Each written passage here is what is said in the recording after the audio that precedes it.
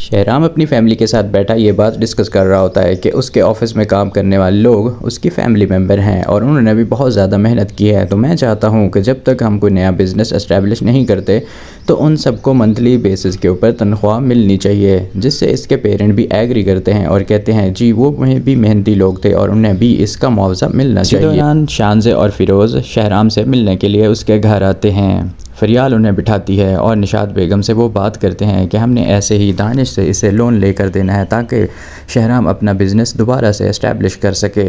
तो वो उनकी बात सुनती है और कहती है कि ठीक है, तो आप उनसे बात करें।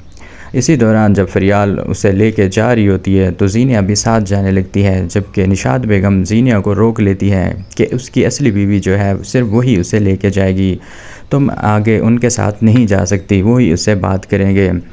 ज़ीनिया इस गुफ्तगू से काफ़ी परेशान होती है क्योंकि निशात बेगम ने उससे मिलने से रोक दिया होता है। इस बात पर ज़ीनिया और निशात के दरमियान तलख कलामी भी होती है। निशात बेगम ज़ीनिया को घर की बहू मानने से इनकार करती है और उसे धोखेबाज करार देती है। शानज़े फ़रियाल को बताती है कि इसके दोस्त ने शहराम को कर्ज़ देने पर रजामंदी ज़ाहिर की है। ज़ीनिया इस गुफ्तगू से परेशान होती है तो शानज़े इसे टोकती है और कहती है कि शहराम ने मजबूरी में इससे शादी की थी और सिर्फ़ एक कागज़ी रिश्ता है, तुम्हारी कोई हैसियत नहीं है।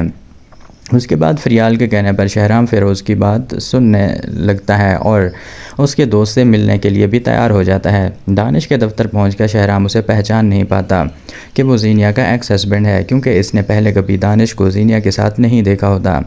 दानिश हमदर्दी का दिखावा करता है और कर्ज़ देने की हामी भरता है, लेकिन एक शर्मनाक शर्त रखता है कि शहराम को ज़ीनिया को तलाक देनी होगी। जब शहराम हैरत से पूछता है कि वो ऐसा क्यों चाहता है तो दानिश अपनी असलियत बताता है कि ज़ीनिया इससे पहले शादी की थी, लेकिन इसका दिल हमेशा शहराम के लिए धड़कता था। अब वो इससे इसका इंतकाम लेना चाहता है।